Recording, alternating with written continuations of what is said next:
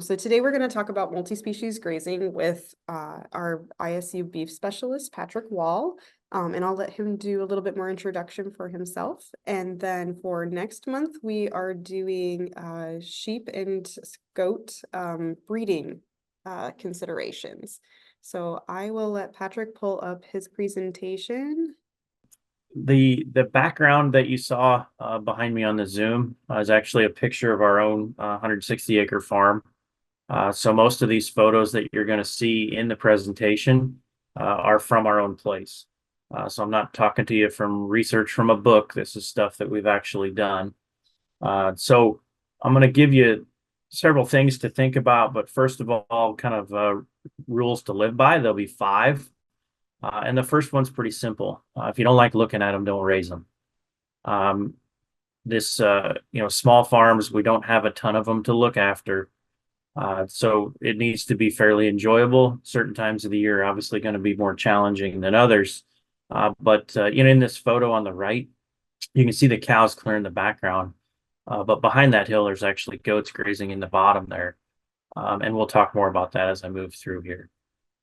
Rule number two, remember we have seasons in this state. Sometimes we seem to get all four of them within a 7-day period. We're in the middle of June, and so far this year we've had anywhere from I think 16 below zero with blizzard conditions to upper 90s with high humidity. So those can definitely cause some challenges to multi-species grazing, even more so than we're just raising one species alone. Hey, Patrick, we Yeah. are seeing your like as if you were editing your PowerPoint. So we're on the Oh, first slide of your editing PowerPoint, not the presenter view. you don't want presenter view, I take it. I think How's that you that? want presenter view. There you go. There. Yep, Better? that looks great. Okay. Um, so I'm gonna minimize this here. There we go. Rule number three, we have to remember all the species that we raise, not just the ones that we consider livestock. For instance, cats can be very good vectors for disease, worms, parasites, particularly in goats and sheep. I had a very good friend that financially did not fare very well raising boar goats because the worm population was living in his farm cats and reinfecting his goats after every deworming. And it was very financially devastating for him. Dogs can carry some disease vectors, especially for cattle. One in particular would be Neospora. It can cause late-term abortion, things like that. But something that we often blame on maybe coyotes or foxes or some predator, but actually your family dog can carry disease that can harm the species that you're trying to raise. Now it won't advance. There we go. Rule number four, remember the species you don't raise. Particularly birds and rodents. There's a lot of stuff on the news about avian influenza and now high path avian influenza in cattle, particularly dairy, not so much beef yet. But we have to be mindful of the species that are in our area that we don't raise that can also be vectors for disease. A couple of facts here, just starlings can consume 2 pounds of feed per month.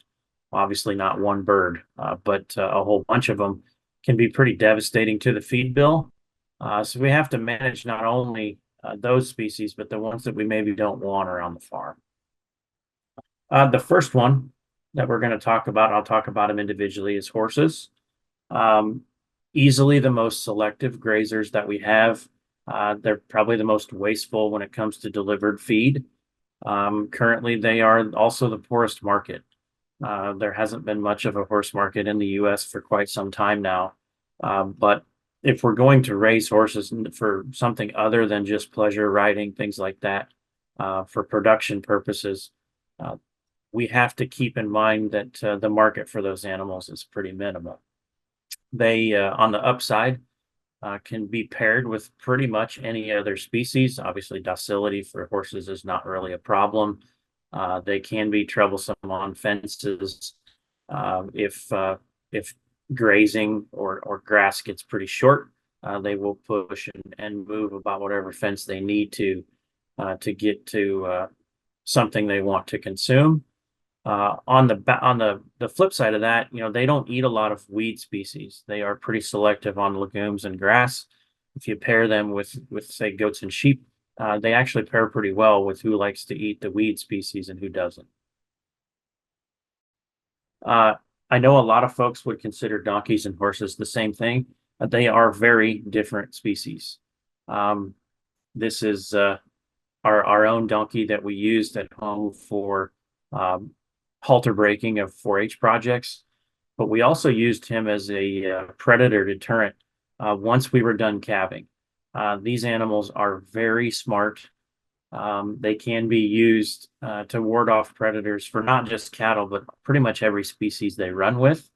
On the flip side of that, they can be pretty aggressive, pretty unruly, and very territorial. So if you're going to use a donkey for predation deterrence, you'll want to make sure that you separate off a donkey when you're calving or lambing. There have been several aggressive donkeys that will actually attack a newborn, thinking that it's a foreign animal to the population. So just be careful of where those things are penned off while you're calving. One thing that we probably don't think a lot about from a grazing standpoint, especially in Iowa, because we just don't raise them like that particularly, is pigs. You can actually pair pigs behind cattle in a feedlot situation or in a dry lot scenario, which in Iowa is, typically 5 months out of the year, and not offer a whole lot of supplemental feed. Um, Pigs are pretty good grazers if you give them the opportunity. The unfortunate part with a pig is they're very destructive. They can tear up sod. They can make, grazing paddocks very uneven. And also, they don't have any hair. So ample shelter needs to be provided through the winter, which, if I just mentioned that, following behind cattle in a dry lot situation, that's going to be most likely winter. So shelter has to be provided as well. One that we'd had an earlier question on, and this is one that we have, um, through COVID, added to our operation. Eggs got really high priced with avian influenza. So we added some chickens, and they actually follow behind our livestock projects at home.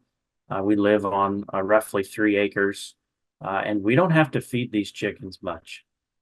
They will scrounge. They eat a lot of bugs. They can actually help with mice, rodent populations as well. Um, and obviously, they offer eggs and meat both. So they have been a really, really good addition to the farm. The downside of that, they have got to have shelter at night. They're very subject to predation.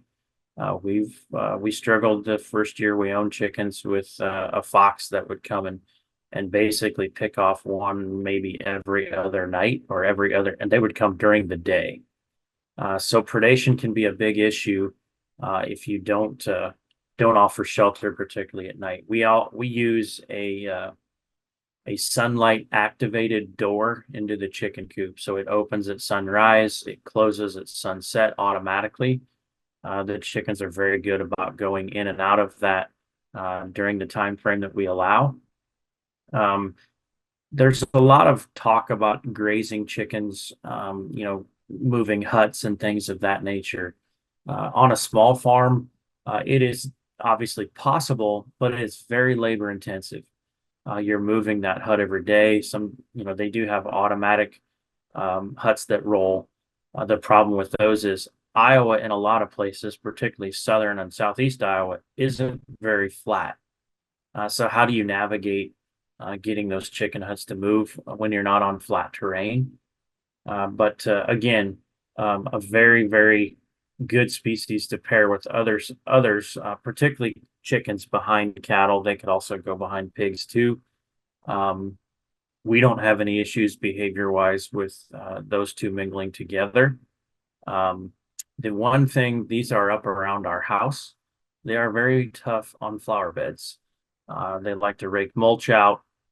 We discovered this spring that there's certain species of hostas that chicken kind of think taste like a lettuce salad. So there will be some frustrations if they're up around building sites and things of that nature. The one that I have probably the least experience with, but we do raise a few of them, mostly for 4-H projects, is sheep. They can basically be managed like little cattle. Roughly 5-ish sheep per cow. That's a really variable number depending on A, how big your cows are, and B, what kind of sheep you have. Not all sheep breeds are created equal, and there's way more variation between the breeds of sheep than maybe there are any other livestock species that we uh, currently raise. Um, they are a pretty good forager of some of the species that cattle will not eat. Certainly, more so than horses would be. Um, but as a general rule, I would graze sheep like little cattle. 5 to 6 per cow can be the replacement rate if that's what you go to. The sheep market a few years ago was really, really high. Sheep were actually quite a bit more profitable than cattle. That has somewhat come together, if you will. The beef market with what's happened to the U.S. cow herd is very, very profitable at the current time. So watching some of the markets as sheep markets and cattle markets change, it may be beneficial to your bottom line on what to use when. The one I'll probably spend as much time on just because we used these several years ago are goats. And when I say goats, I don't mean boar goats that you find at the county fair that your son or daughter might be having for a 4-H project. Those goats are decidedly different than foraging goats that we can use for maybe milk or meat production. So this particular picture here on the left, you can see the goats are in the background. They are grazing on honeysuckle, multiflora rose, thistles, you name it. It was in that patch, and they basically cleared it. We had 207 goats that grazed roughly 25 acres for about 45 days. So they were moved pretty much daily, depending on how much acreage they were offered. But they were only allowed to graze in certain sections of the property. The cows in the front of that went through and grazed that off before we allowed the goats to go in there. So most of the grass was already consumed. But the goats will go after the really invasive species that the cattle just flat will not eat. On the right there, you can see all 207 of them. And, one of the downsides with goats is fence. They use the temporary push-in post vinyl electrified fence to keep them in. One of the unique things about goats is they do not drink a lot of water. They are a desert origin kind of species. So 207 goats, they had a 50-gallon tank and it was never empty. So they're very efficient from a water standpoint. Kind of maybe a downfall, this picture on the left, if you look where there's a green post with a white top on it, there's a fairly large white-tailed deer standing right behind that post. There's a doe off to the right. So we grazed the goats through this section that's within the pasture, and it is no longer habitat for deer. They have cleared all of the vegetation that the deer like to bed in. So if you're a hunter or if you enjoy that portion of recreation, the goats can actually deter wildlife from an area if you give them enough time. The one on the right is an actual photo of 24 hours after goats went through this. They will actually climb on each other's back to take all of the foliage off of what this is a thorny locust tree. And if they strip the bark off a tree like they did here, they do in fact kill it. So they're very good at killing invasive trees, invasive weeds, thistles, all things of that nature. You kind of have to have the right kind of goat and you have to force them to eat it. But grazing along cattle, they were very, very good to be paired with them. Now, we did not commingle within the same fences. The cattle were fenced out of where the goats were fenced in. We did notice some interactions with the billies and some of the cows and the bulls. Their interactions were not real friendly. So there's some behavioral issues that you might want to consider, particularly if you're going to fence them in the same area. There could be some territorial things that happen with the wrong couples, goats, billies, bulls, whatever it might be. Beef cattle is obviously my specialty, and they kind of in a grazing scenario uh, pair with pretty much anything. But you have to be mindful of what your goal is. Does the primary species become cattle? Does it become sheep? Are you just running cows alongside goats, things of that nature? Um, those all need to be considered. Uh, you know, it was asked of me, how many cattle can I do per acre in Iowa? And that's about as loaded a question as I get because it varies a whole bunch based on how you graze them, what kind of grass you have, uh, are you rotating them, is the water source reliable close to them? All those things happen. And in Iowa, I would say in southeast Iowa, if you've asked me an average, I would say 2.5 to 3 acres per cow per grazing season would be a good general rule of thumb. The better grazers are closer to two. The grazers that simply turn out in the spring and come in the fall, I would say would be closer to 4 acres per cow. If it rains, we can do obviously more. If it doesn't, we run some issues with how to manage those acres. The next thing that we're going to talk about briefly is sort of feed inventory. If you're going to add a species, obviously we have to have something to feed them. So prioritizing your feed use can be pretty helpful. Match your feedstuffs to the stage of production. So obviously, if you're lambing, kidding, having, calving, we need to match a feedstuff to that stage of production that we're in. They need more energy. They need more protein when it's cold. They need more energy. They need more protein when they're late gestation and when they're lactating, regardless of species. So we need to feed them better stuff when we get to those stages. What feeds can we carry over? If we have a good hay year, like this year so far, it's been pretty good. We can carry over hay pretty easy. In-silage products like haylage and corn silage need to probably be used up. So we should feed those first. Feed it to use it before a set date. If you're going to plant it, you need to maybe back calculate how much of this can I expect to grow, and when do I need to feed it by before spoilage becomes an issue. Feeds for summer emergency use.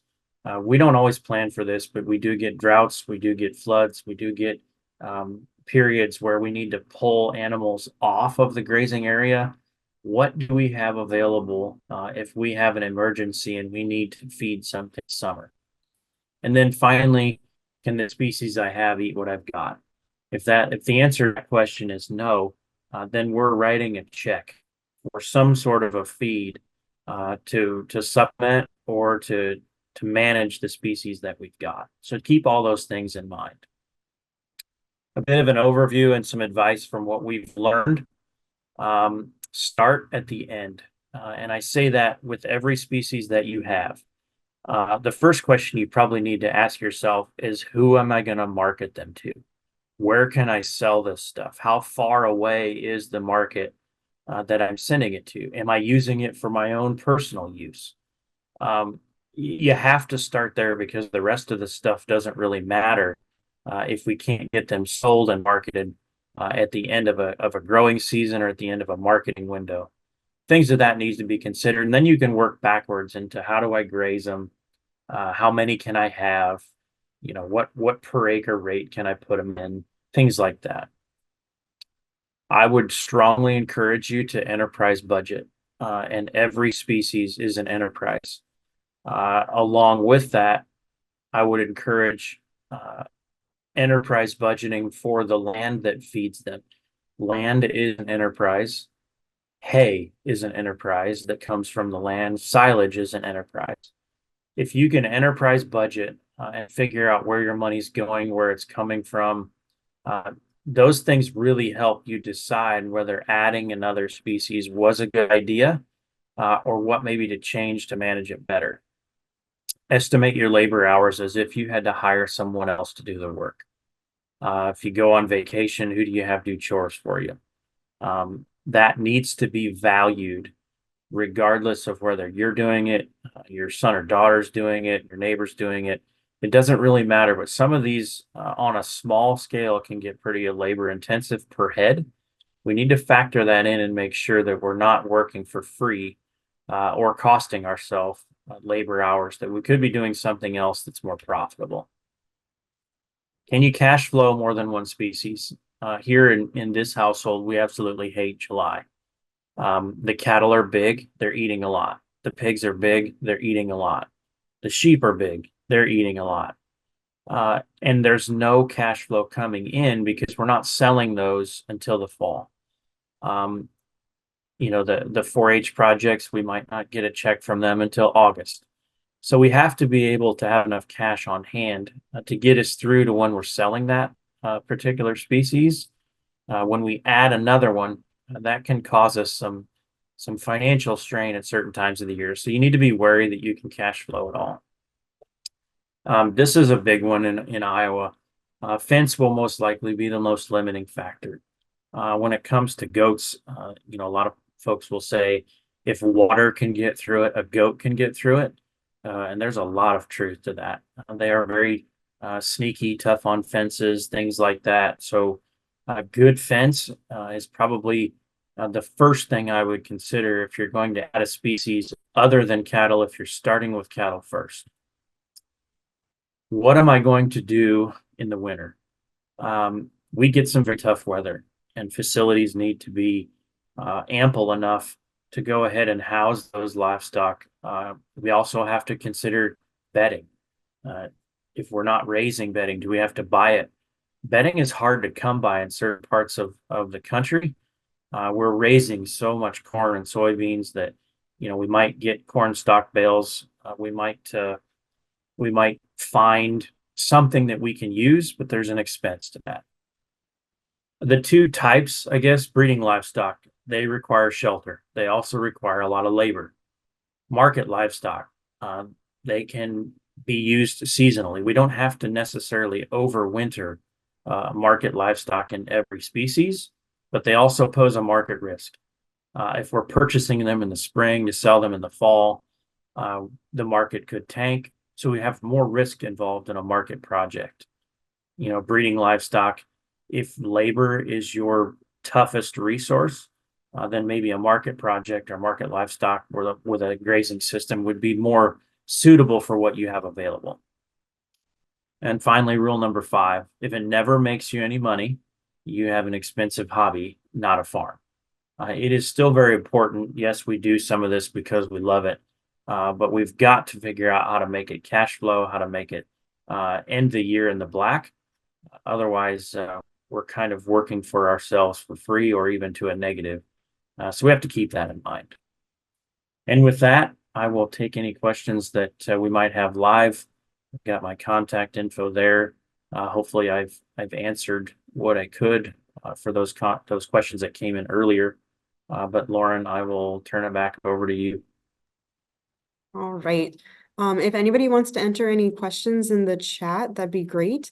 Patrick, do you have any resources that you share with clients for how to estimate your forage that you have available, things like that, so that if people are trying to do their own calculations for their carrying capacity, do you have kind of a go-to resource for that? I see on the extension store we have a publication, but it looks like it's kind of old, so I didn't know if there was a better one. Yeah, and we get that question a lot. And the reason why the publication hasn't been updated is because there's so many factors that have to go into that. I usually just start with the county average cows per acre or hay tonnage per acre. if it's a productive farm, and then sort of back calculate from there. Um, I ask a lot of questions.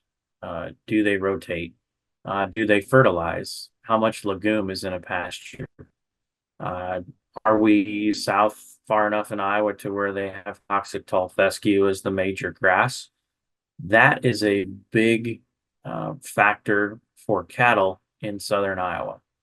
We can graze um, quite a few more animals per acre if toxic tall fescue is not in the mix. If it is, we need to manage that property considerably differently. We try to rotate off and leave that grass alone in July and August and let it mature. Go to a pasture that maybe we took hay off of in, Memorial Day weekend or the 1st of June, um, and then go back to that grass later. Fescue, once it heads out, can be pretty toxic to cattle, and during hot weather periods, it's hard on them. If we're trying to get cows pregnant during that time frame, it's even harder. So that's a factor that I often consider. I don't get a lot of the how many ewes can I run per acre. If I do, I just take it back to cattle and multiply times 5. But I usually try to go pretty conservative off of the county average, and then just kind of go from there based on what they tell me they're willing to do from a labor standpoint as far as rotating. How long ago was it fertilized? If you throw a frisbee out there, how likely are you to hit red clover or bird's foot or any kind of a legume? Is there any alfalfa out there? Things like that. There's no good answer for that question, but we'll do our best based on what they give us for answers, if you will. Perfect. We did have a question in the chat. What are some of the best bedding options that a farm might be able to produce outside of corn stalks? Ooh, good question. Um, the best bedding is obviously the most absorbent, which there hasn't really been a replacement for wheat straw. Can we get wheat straw in Iowa? No, not very often. So a lot of us kind of resort back to corn stalks because we have to. I have seen some bean stubble bales made that can be fairly effective. Um, you can use in certain drought situations. I have heard CRP hay. We get a lot of CRP hay or acres released. Normally, we would use that for a feed source in a cattle operation, but it can be used as bedding. You'll find some low quality forage that maybe got rolled up wet, or some forage that's been sitting in a tree line for several years, and it's just old hay. That can sometimes be bought fairly reasonable.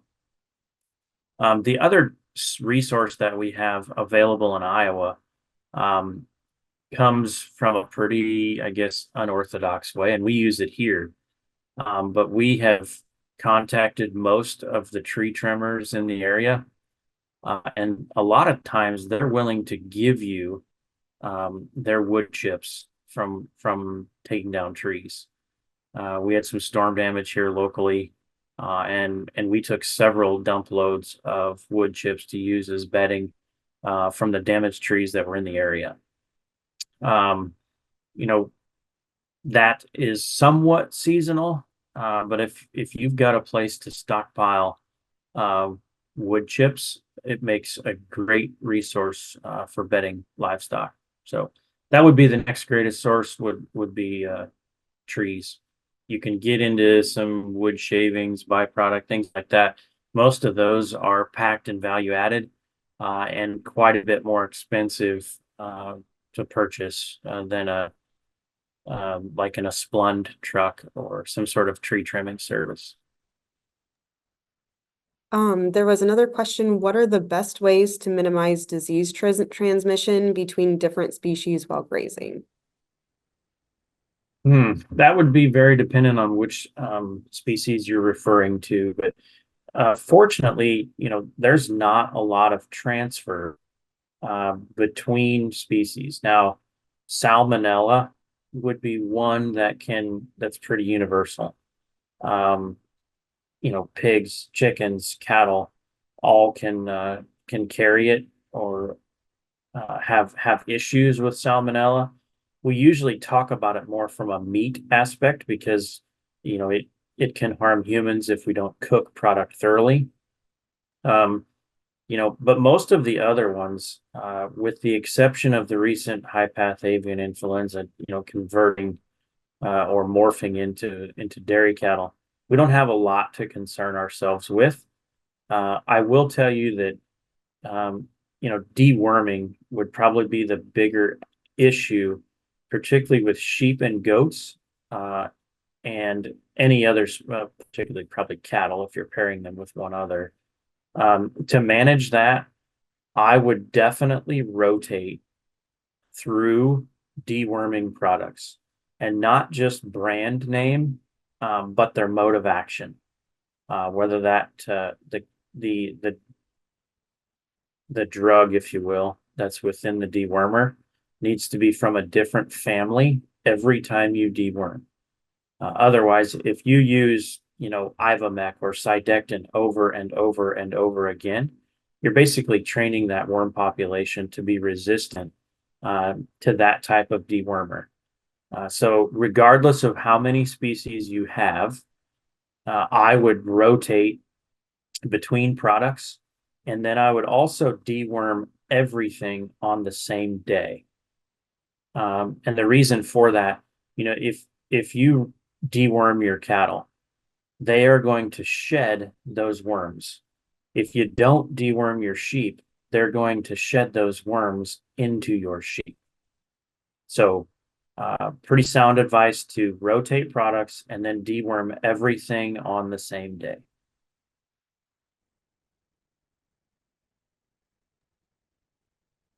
And we talked about in our small ruminant webinar, the longer that you can leave if you can start rotationally grazing, if you can leave a pasture for, I think it was 40 days or longer, that can really help with worms, and not stopping the life cycle before they can get back into your animals, which isn't always with the small farms an easiest thing to do, but it is a management practice to consider. Correct. Okay, so I don't see any other questions. So my last question that I'll leave you with is kind of more of a pasture management. If somebody were to come to you and say, what is the first step I can take to improving my pasture so that I can get more animals on it? What management practice would you suggest that they start either today or next year with the beginning of the year? Soil test. Okay. Yeah. It's got to start there. Otherwise, any management you do Right. might be either a waste of money or sending you in the wrong direction. So I'd start with a soil test first, and then take care of the grass, and then it'll take care of you. Mhm. So yeah, Sometimes we start become at the more ground and work up. sometimes we become more grass farmers than anything else is kind of the Uh-huh. goal. Excellent. If anybody is interested in any soil testing resources, I can pass on the labs as well, and I can include them with our YouTube recording, so that you guys have access to that. But excellent. Are there any other lingering questions that we can answer for you that you came with today?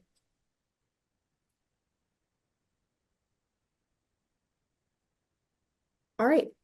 Great. Well, thank you so much for everybody for coming. Next month, or we're taking a break for July, and then in August, we are doing small ruminant breeding management, and breeding considerations right before we get into breeding season.